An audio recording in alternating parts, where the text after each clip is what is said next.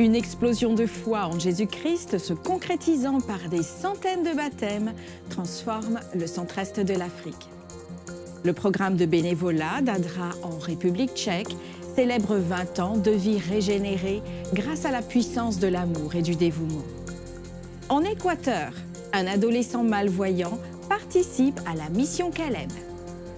Des milliers de femmes au Malawi impactent des vies pendant la semaine de service communautaire chrétien. Elle célèbre ses débuts et inspire son avenir.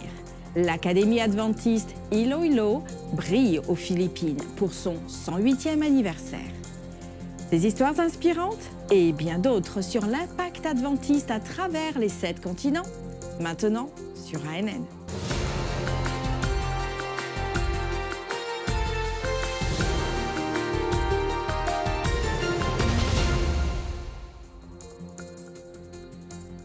Nous commençons par des nouvelles passionnantes venant de la région Afrique australe et océan Indien.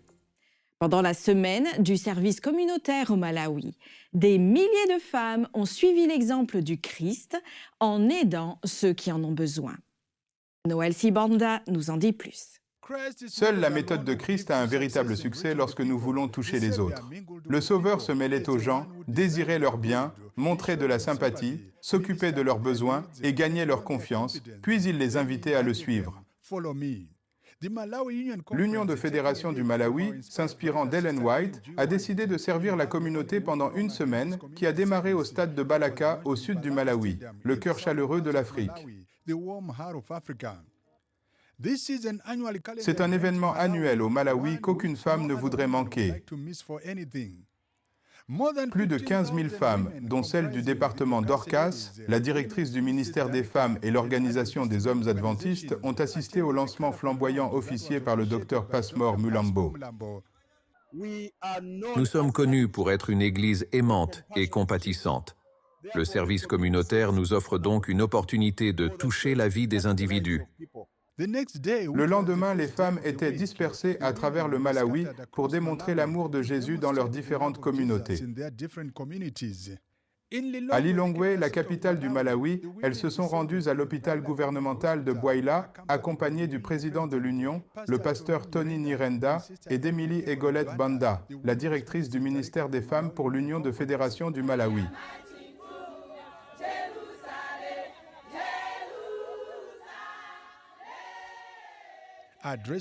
S'adressant aux femmes et à quelques visiteurs de l'hôpital, le pasteur Nirenda a donné des instructions tirées des Écritures. Puis les femmes se sont immédiatement mises au travail sans perdre de temps. Alors que certains nettoyaient les bâtiments de l'hôpital, briquaient les sols et les fenêtres, le président de l'Union, le pasteur Nirenda, était également au cœur de l'action en astiquant les sols. Il a aussi pris le temps de prier pour les patientes et de partager avec elles l'espoir en Jésus. Le christianisme en action est le plus grand message que nous puissions partager, l'Évangile avec ceux qui nous entourent. D'autres, à l'extérieur, balayaient et s'assuraient que les abords de l'hôpital et les routes étaient très propres. Le service communautaire, c'est tendre la main. C'est pourquoi nous sommes à l'hôpital Bwaila. Nous avons décidé de venir ici pour prendre soin de l'environnement et voir comment nous pouvons aider le gouvernement. Comme vous le savez, nous suivons le plan stratégique JIREI. Nous ne voulons pas aller seulement dans des endroits confortables, mais partout avec Jésus. Un des aspects les plus importants d'une bonne santé est une bonne nourriture. La cuisine de l'hôpital a été transformée en un mini-hôtel 5 étoiles où les dames ont préparé des repas nutritifs pour les patients et le personnel. Quel bonheur pour elles de s'associer à Dieu dans cette tâche. Nous faisons cela dans le cadre de la semaine des services communautaires. Les dames de Dorcas ont également fait don de savon à tous les patients pour les aider un peu. Nous voulons montrer l'amour que Jésus nous a donné. Emily Egolette Banda était de nouveau sur la route, cette fois en direction des périphéries nord de Lilongwe pour continuer le service communautaire, cette fois pour aider une femme alitée depuis plus de 33 ans. Loin de la foule, les femmes de Dorcas, en collaboration avec le département du ministère des Femmes au Malawi et le directeur de la communication de la division Afrique australe Océan Indien, ont apporté des provisions pour cette famille dans le besoin. Les dames de l'Église adventiste ont souvent aidé cette femme de 33 ans qui n'a pas pu marcher et plus tard même s'asseoir depuis sa naissance en raison d'une maladie qui a affecté sa moelle épinière. Vivant dans une structure délabrée, Sœur Émilie et les femmes du Malawi émues de compassion ont décidé de construire une structure plus solide afin qu'Esther vive confortablement. Imaginez ne pas pouvoir marcher, parler ou chuchoter pendant plus de 30 ans, même pas sourire. C'est dramatique et pourtant c'est l'histoire tristement vraie d'Esther. Mais l'arrivée d'Émilie et de ses amis dans sa vie a depuis dessiné des sourires sur son visage. Le plus grand miracle est qu'Esther est maintenant capable de sourire. Depuis qu'elle a rencontré les femmes adventistes il y a 2 ans, Esther a développé un intérêt pour la musique. C'est un bonheur de la voir sourire pendant son chant préféré.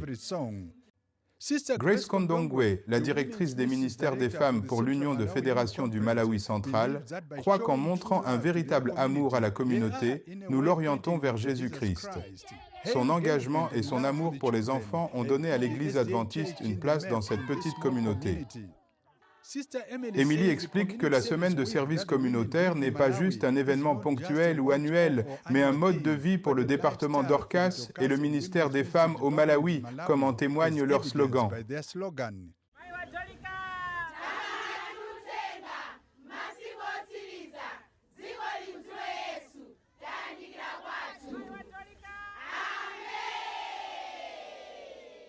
La méthode du Christ seul est exactement ce qu'appliquent les membres d'Église dans la division Afrique australe Océan Indien en servant comme Jésus. C'était Noël Sibanda pour ANN, en direct du Malawi, le cœur chaleureux de l'Afrique.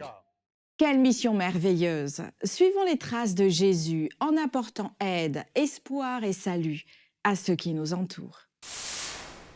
La première école adventiste aux Philippines fête ses 108 ans et continue à servir de phare d'espoir pour des milliers d'étudiants tout au long de son histoire.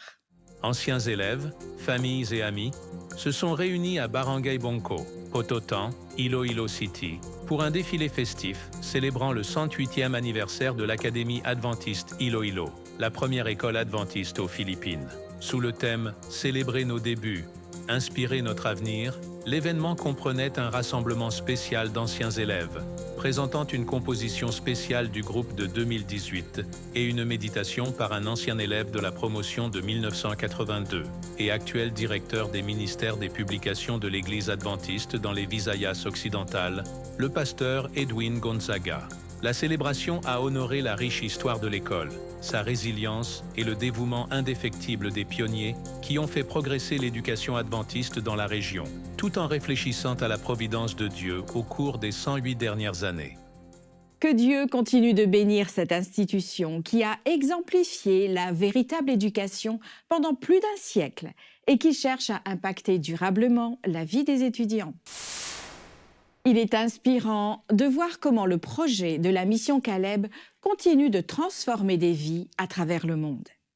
Aujourd'hui, nous allons entendre l'histoire de Jimson, un jeune homme qui, malgré son handicap visuel, a été vecteur de changement en Équateur.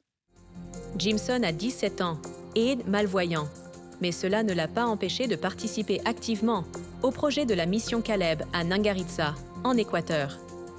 Aux côtés de 25 autres jeunes, il s'est consacré à des activités telles que la plantation d'arbres, le nettoyage des espaces publics, les dons de sang et l'évangélisation. Le soir, Jimson a également dirigé les réunions et partagé l'amour du Christ avec son audience. Il a affirmé que cette expérience l'avait rapproché de Dieu. Son engagement et son dévouement, ainsi que celui de ses amis, ont abouti au baptême de 6 personnes. Jimson nous montre qu'avec foi et détermination, nous pouvons tous faire une différence dans notre communauté. Que la mission Caleb continue d'inspirer et de transformer des vies.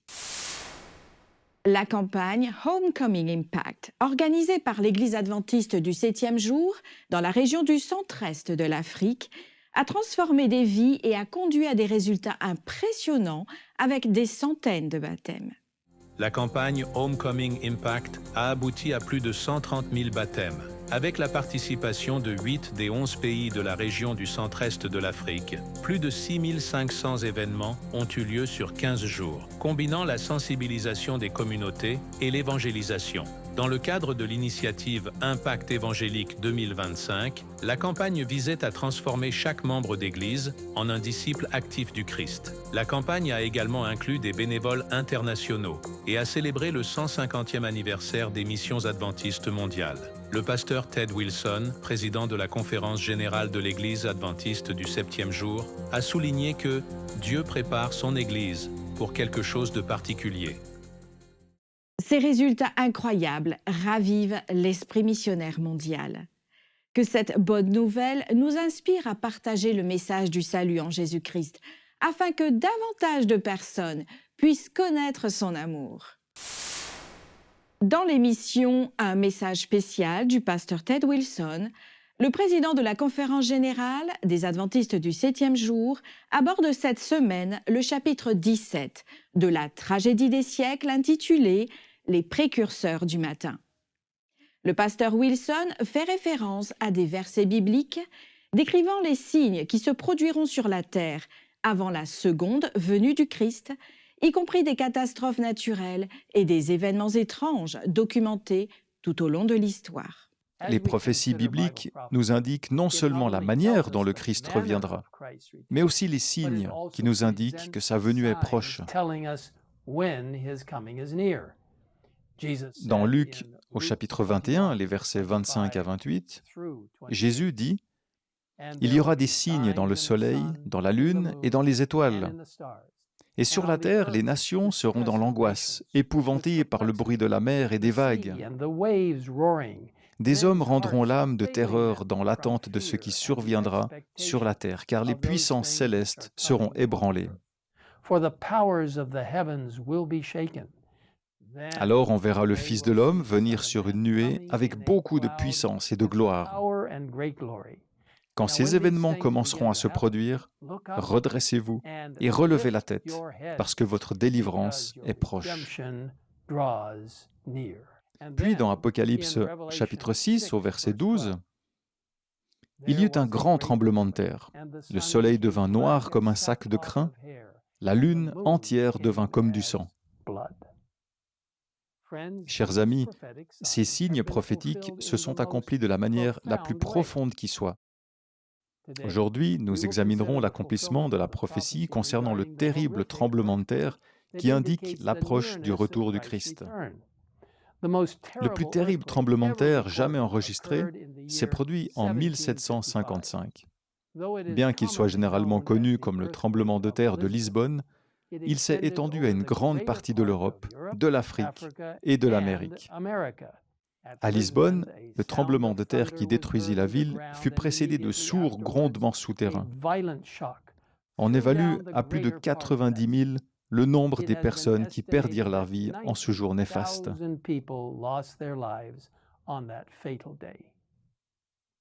Bien que le monde ait connu de nombreux tremblements de terre au fil des années, aucun n'a égalé l'ampleur et la dévastation causées par le tremblement de terre de Lisbonne. C'est l'un des signes prophétiques que Jésus a donnés, nous disant que l'histoire de la terre se termine et que son retour est imminent. Pour visionner l'épisode complet et d'autres vidéos explorant plus en profondeur la foi adventiste du 7e jour et son histoire, visitez notre chaîne officielle sur YouTube. Cette année marque le 20e anniversaire du programme de bénévolat d'ADRA en République tchèque, célébrant 2 décennies de travail qui ont évolué d'une petite initiative en un réseau solide de plus de 400 bénévoles actifs. Leurs efforts dévoués continuent d'apporter un changement significatif dans la vie des personnes âgées, des enfants et des personnes dans le besoin à travers le pays.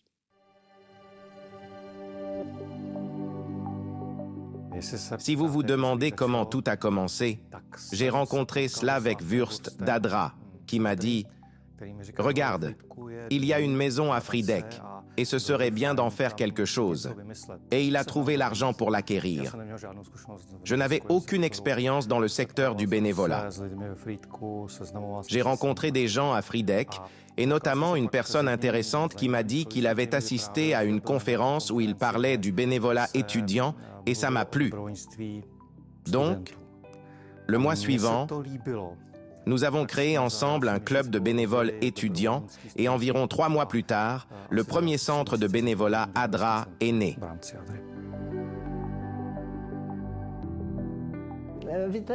J'avais et j'ai toujours une très belle vie. Quand je suis devenue veuve, j'ai pensé que je pourrais aussi transmettre quelque chose de bien de ma vie à ceux qui ne sont pas si bien lotis. Je ne savais juste pas à qui et comment, et c'est simplement venu à moi. C'était un poster sur la porte d'ADRA. Alors, j'ai simplement poussé la porte et je suis devenue la première bénévole d'ADRA en République tchèque. 17 ou 18 ans se sont écoulés depuis, et si le Covid n'était pas venu, si mon tendre Jiřinka n'était pas mort dans une maison de repos, et si je n'avais pas 90 ans dans 2 ans, je serais encore heureuse d'y aller aujourd'hui.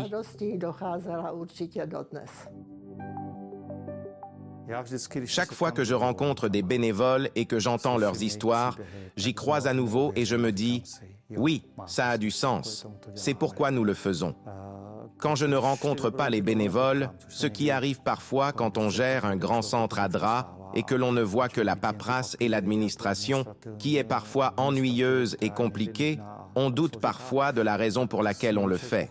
Mais quand quelqu'un entend l'histoire d'une personne, la rencontre, c'est inspirant, ça remplit de joie, et je me dis, ce que nous faisons à ADRA a du sens.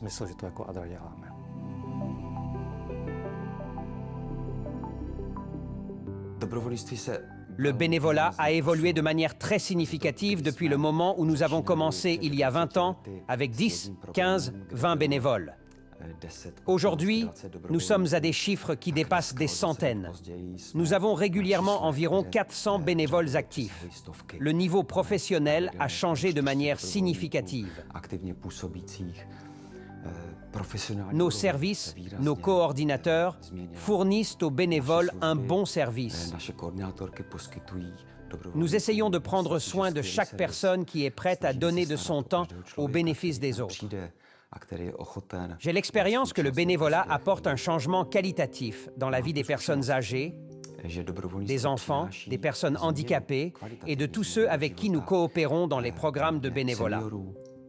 Le bénévolat, ou ADRA en général, a changé mes attitudes de vie,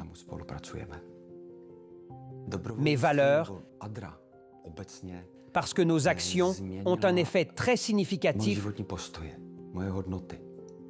sur ma perception de l'environnement, des gens et du monde, mes valeurs en termes de valorisation de la relation. Les histoires que le bénévolat génère sont la raison pour laquelle nous sommes ici.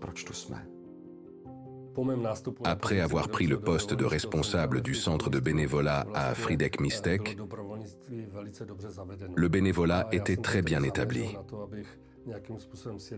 Je me suis concentré sur l'unification du design des magasins ADRA, afin que lorsque vous veniez dans les magasins ADRA, vous les reconnaissiez au premier coup d'œil. Mais ça avait des inconvénients.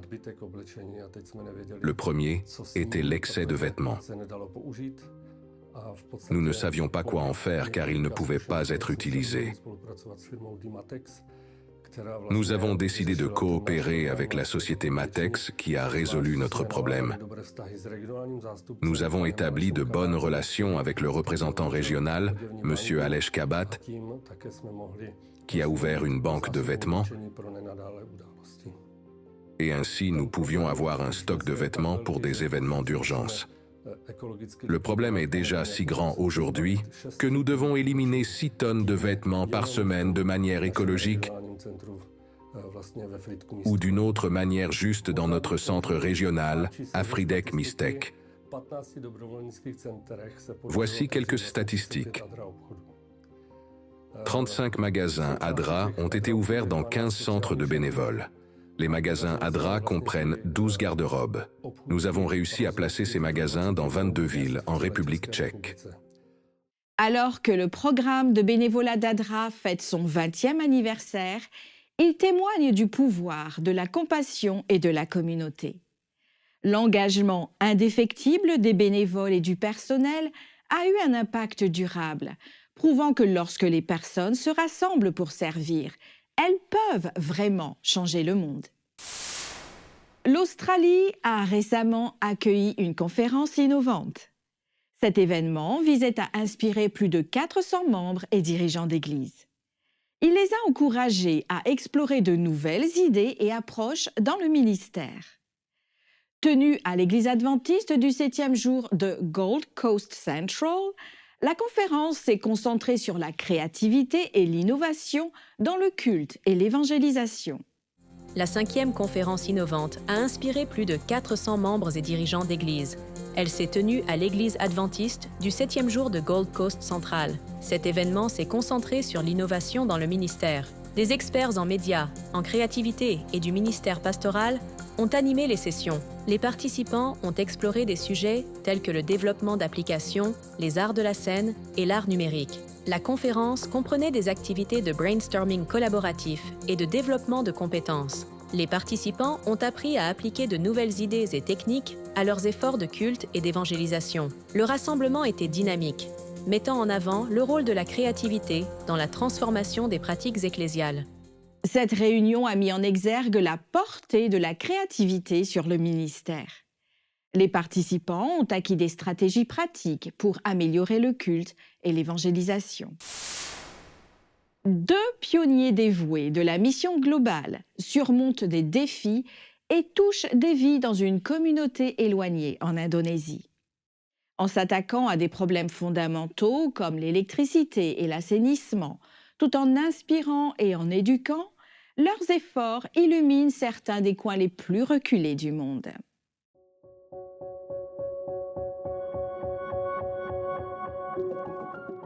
Dans les régions occitales de l'Indonésie, de vastes étendues de verdure ornent le paysage.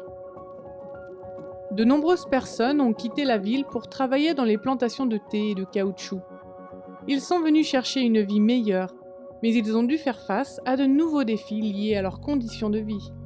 Les pionniers de Global Mission, Iwan et Jamal, ont vu les besoins pressants de cette communauté et ont pris des mesures pour y répondre. C'est notre façon de montrer que nous nous soucions de la population locale.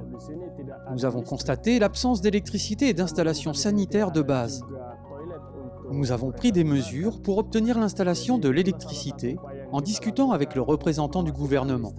Dieu soit loué, ils ont maintenant accès à l'électricité. En outre, nous avons construit des toilettes, remédiant ainsi à l'absence de telles installations. En répondant à ces besoins, les pionniers ont noué de solides amitiés avec les membres de la communauté. Malgré leurs différences de croyances, les habitants ont chaleureusement accueilli les pionniers. Lorsqu'ils viennent ici, ils viennent pour la communion fraternelle, juste pour nous voir et prier avec nous.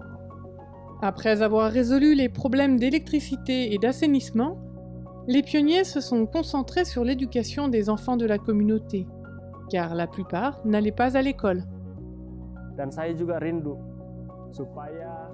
Mon désir pour les membres de notre communauté ici est qu'ils fassent des changements importants, de grandes transformations, qu'ils se libèrent des luttes constantes afin d'améliorer leur compréhension, plus particulièrement dans les domaines de l'éducation et de la spiritualité. J'espère qu'émergent ici au moins 1 ou 2 personnes en tant que fervents serviteurs inébranlables de Dieu. L'affection, la compassion et le dévouement des pionniers au service de cette communauté ont eu un impact positif sur les enfants et leurs parents. Mes enfants attendent avec impatience le moment où ils pourront rencontrer M. Jawal et M. Iwan. Leur compassion sincère et leur nature chaleureuse trouvent un écho profond chez mes enfants. en particulier dans les mots gentils et encouragements qu'ils partagent lors de leurs interactions avec les enfants d'ici. Merci pour vos prières afin que nous maintenions la passion pour le service et le bien-être des âmes qui bénéficient de notre aide. Priez pour les défis qu'ils doivent affronter au niveau de la santé, l'éducation et les difficultés financières. Nous, de notre côté, nous cherchons des moyens de répondre à ces besoins tout en restant concentrés sur le prochain retour de Jésus. Un défi que nous nous efforçons de relever avec grâce. Tout comme Christ s'est sacrifié, nous nous inspirons de son service comme d'un exemple pour nous. Nous voulons que la mission de Jésus-Christ résonne dans le cœur de chaque personne que nous servons ici.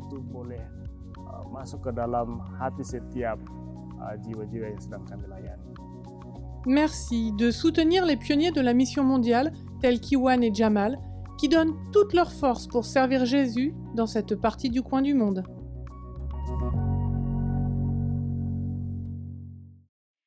Que cette histoire nous inspire à servir dans notre propre communauté et à prier pour les missionnaires qui travaillent dans divers coins du monde. Ceci conclut l'épisode d'ANN de cette semaine. Rejoignez-nous la semaine prochaine pour plus de nouvelles du siège de l'Église adventiste du 7e jour. Saviez-vous que l'Église adventiste a une chaîne YouTube où vous pouvez regarder d'autres vidéos incroyables ? Il vous suffit de chercher Église adventiste sur YouTube. Assurez-vous de cliquer sur le bouton s'abonner pour ne jamais manquer une nouvelle vidéo. Et pensez à nous laisser un commentaire ou une demande de prière, car une équipe prie pour vous. Et avant de vous quitter, nous vous laissons avec une excellente nouvelle tirée du psaume 116 au verset 7. Retrouve donc le calme, mon âme, car l'Éternel t'a fait du bien. Et n'oubliez pas, vous pouvez toujours visiter adventiste.news pour des nouvelles et des vidéos quotidiennes. À la semaine prochaine pour d'autres nouvelles de foi, d'amour et d'espérance. Que Dieu vous bénisse.